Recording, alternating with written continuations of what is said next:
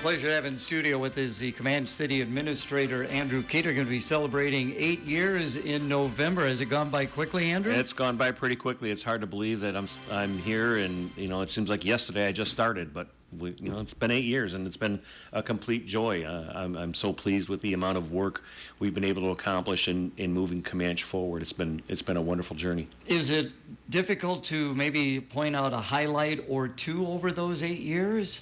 Oh, it's difficult to limit it to one or two. We've done a lot of infrastructure work. We've sunk a lot of road use money into getting streets fixed. We've done a lot of roads. Getting the roundabout in was a big deal.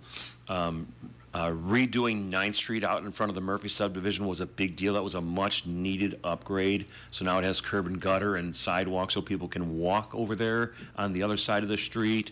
And those are great. City Hall expansion has been great. We were just commenting on it yesterday about how I've received a lot of positive feedback on that from people who visit our City Hall, especially news media come in to do interviews, and they're just really impressed with how nice that facility is. And it's something that will last us for a number of decades to come. So I applaud the city councils I've had over the years because I've challenged them to think forward. And they've come through a lot in a lot of the situations. They've come through in thinking forward and looking at 10, 20, and 30 years down the road, what those improvements are going to mean for the city. Just the time that I've known you, you seem to be a forward-thinking sort of guy. Well, you have to plan for the future. You cannot plan for today. If you're planning for today, you're in trouble. That's called stagnation, and any community that stagnates will decline.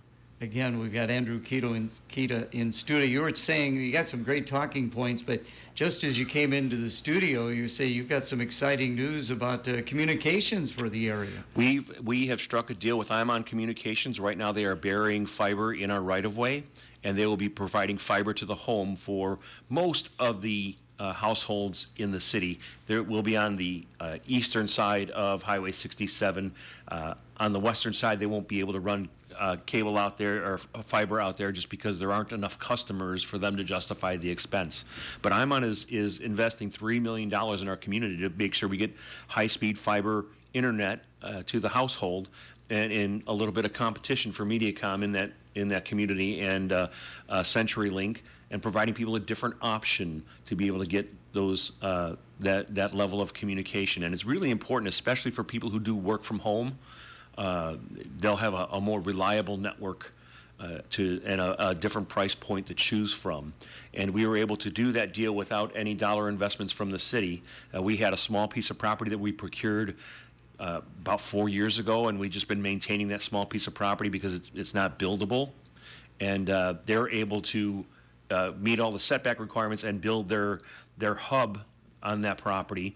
We're leasing it to them for $1 a year and for 25 years, and in return, they're running fiber to all of our city offices and to the library and all those places. So we'll no longer be paying an internet bill to Mediacom, and that's fine. And then they'll also be running dark fiber to our lift stations and water stations. So it'll be off grid kinda. So those will have a much better protection network and a firewall for that. So we're very excited. That's all no expense to the city. So it's been a very good partnership, and they're great to work with. They're very professional. They know what they're doing. It's a large company. And they're going to have that in their network in place in the next 90 days, 60 days, somewhere around there. And people will start they're already getting, this is great, they're going household to household and leaving bags of popcorn on doorsteps and saying, hey, we're coming to your community. Get ready to enjoy that kind of entertainment because you're going to have really high quality, high-speed internet. Did they come to you? How did this happen? They came to me about a year ago, and we just started talking about what our needs were in the community and what we can do. And they're major players in Iowa City, Cedar Rapids, and Dubuque. And coming to Camanche gets them a fourth corner in that loop. And it'll be a great opportunity for us in Camanche because if there's a cut in that fiber line going one direction, you'll still be able to get internet via the other direction. So your likelihood of an outage is very slim. It had to be cut in both directions for you to not be able to get that kind of access to the internet that you need. So overall, it's a great opportunity for us and for the entire region because they'll be coming up to Clinton too and doing some work up here as well. All right. Now, you wanted to talk also about PFAS and the water system, an update on that. Yeah, we got well 5 upgraded to be the main supply of water for the city. That's a deep well. We had to put a new pump in, a larger pump, and a more current pump. And we're still kind of a little bit behind on that because we have to replace the generator, the backup generator that was there, and that may take a while. But that is still the main supply of water in the city. The other 2 shallow wells that are contaminated with PFAS, they are still online, but we don't use them. If we ever do use them, we let the public know via our text message, via our social media, and on our website, and we'll do press alerts on it too if we have to. But we haven't had to since we just put the new pump in well 5, and that was only a couple of days. So we are PFAS free in our system. The test results show that we're PFAS free. We've dug the new deep well, one of the new deep wells, and that's kind of ready to go. We're still testing some of that water because it's a little high in sodium, higher than we would like, and we're trying to figure out whether or not we're going to need to treat that. And we'll get to that point here soon, and then we'll start building a well house over in that area. And then we'll start working on well number 8, which will be a 3rd deep well in the community. And once well 7 is online and ready to go, we will cap the 2 shallow wells, so we will have no PFAS water supplies connected to our system at all. And as I recall, Camanche was maybe the most affected community by the PFAS, right? In this region, yes. There's other communities that are greatly affected by other sources that have been identified as PFAS contaminants. And I just came back from an ICMA conference, and PFAS was a large discussion over there. And some of the things are pretty alarming. And these new regulations coming out from the EPA is not going to stop at PFAS. There's other stuff that's out there that they're concerned about, and those things will be coming soon. Yeah, you were saying you just came back from, in fact, when I was setting this up, you said timing's going to be perfect. You're just coming back from that conference. Yeah. And we're going to touch on that a little bit later on. Before we take a break for the weather, a little fun thing to talk about, splash pad bids. Splash pad bids came in yesterday. We're pleased with the outcome.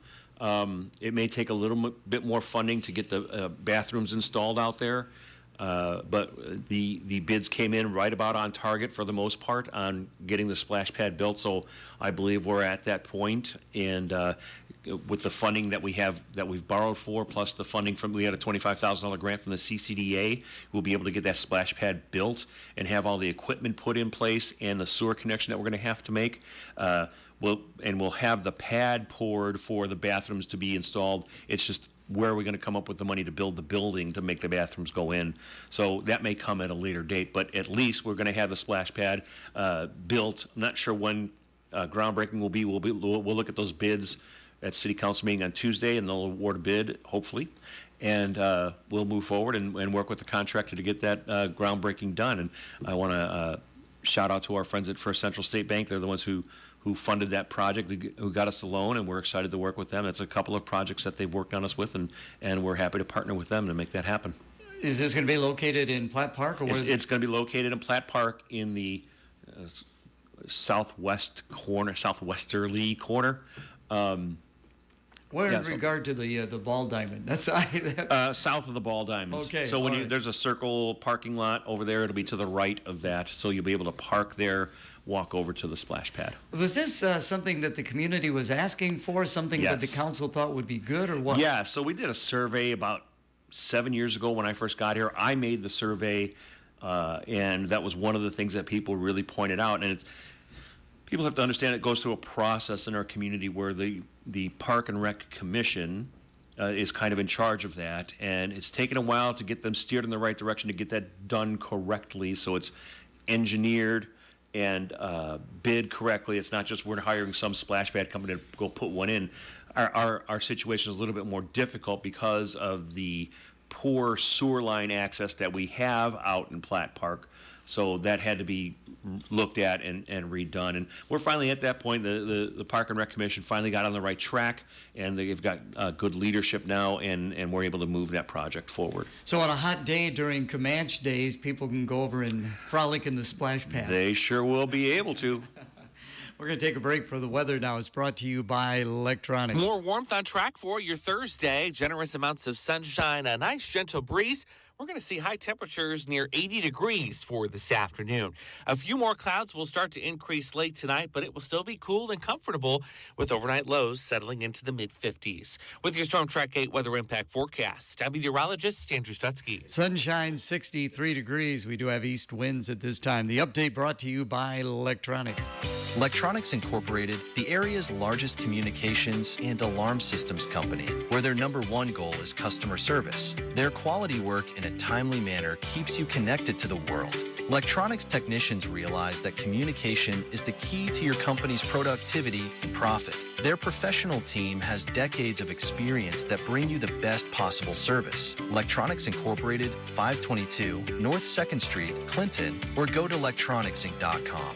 Again, on today's FYI, we're visiting with Andrew Kida. He is the city administrator down at Camanche. And one of your talking points, library expansion proposals. Sure, we're working on. It's one of the challenges we've looked at. Our library has always been cramped for space, and we have a lot of programs going on there. A lot of kids, especially in the summer. And I remember my first year here. I went to the library, and there was a kids program going on, and they were in this back room, and the adults monitoring the kids doing a craft project were crammed up against the wall trying to help these kids. And I said, this is not very much space. And the librarian at the time said, well, this is just the first wave. There's 2 more waves coming through because we don't have the space to do this stuff. And I thought, man, oh man, you've got this many kids want to participate in programs at your library, and we can't provide them a proper space. This is a problem. So it's taken a while to get to this point, and now we have the data. They classify libraries based on your population, and we're a Class D library. That is 2,500 to 5,000, and we're at 4,572 according to the census, and I think that's wrong, but that's okay. Going to a Class E would be above 5,000.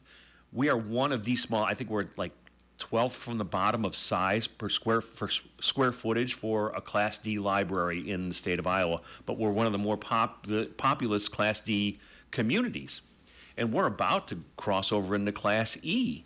If we go to Class E, we will be the smallest library for Class E libraries in the state of Iowa. So this is a problem, and it's a forward problem. So we've worked with City Council authorized us to work with Strika engineers or architects, and we bid that competitively, and the committee chose Strika, but council is paying for the architecture work to be done, and they've come up with some designs based on what we want to do. And the idea here is to expand the library and do a referendum vote when the Washington Boulevard debt falls off. So that's a $4.5 million debt overall. So let's not make anybody's property taxes change. Keep the same tax levy or for the debt service, so your taxes don't move, and invest that $4.5 million in the library. Now, there's 2 proposals out there. The $4.5 million would cover expanding the 1-story library, but for another $2 million, along with some other grant funding, it would actually be $3 million in total, but we'd look at getting $1 million worth of grants. Raising an additional $2 million through philanthropy in the community, and let's make it a 2-story building that covers your space and makes you one of the top tier Class E libraries in the state of Iowa. Why not? It's a beautiful location, provides greater opportunity for access to spaces for people, extra rooms to be available for people. If you got a small business person working out of their home, say you're a CPA and you want to meet with your clients, you don't want to meet at your kitchen table, you can go rent a space from the library for $25 for the day and then have all your clients come there. Or you do a travel agency or whatever other small business you work out of your house, you want to have a meeting space, you can use the library for that. We need better access for technology for people in the library. We have people there all the time trying to fill out job applications using the computers, and it's a loud space for a library because it's so cramped. They have no ability to go in a quiet place. So this is really a quiet place in the library now to read. And we're talking about making a community space for that'll hold 75 to 100 people that could overlook the river. You can rent that space out for a wedding or even a birthday or something different than the community center, because the community center has its limitations. This would be a gorgeous view of the river, and how think of the demand that would be there to have that location as your event. It would be huge. And one of the other things that happens too is myself and my clerk and my other staff, we frequently go to places for training throughout the state, put on by either the League of Cities or the Department of Management, budgeting workshops and all that. We always go somewhere else. We are always going to another location, and most of the locations are at libraries in those communities. We can't house that here. So we always end up having to drive an hour, hour and a half to get anywhere where that can be done. Well, we could have people come to Camanche. How about that? Why not us? I always go back to the Dusty Baker. You remember back when Dusty Baker was the manager of the Cubs, and they were making that playoff run, and everybody thought they wouldn't be able to do it, and Dusty Baker just said, why not us? I like to adopt that for Camanche. Why not Camanche?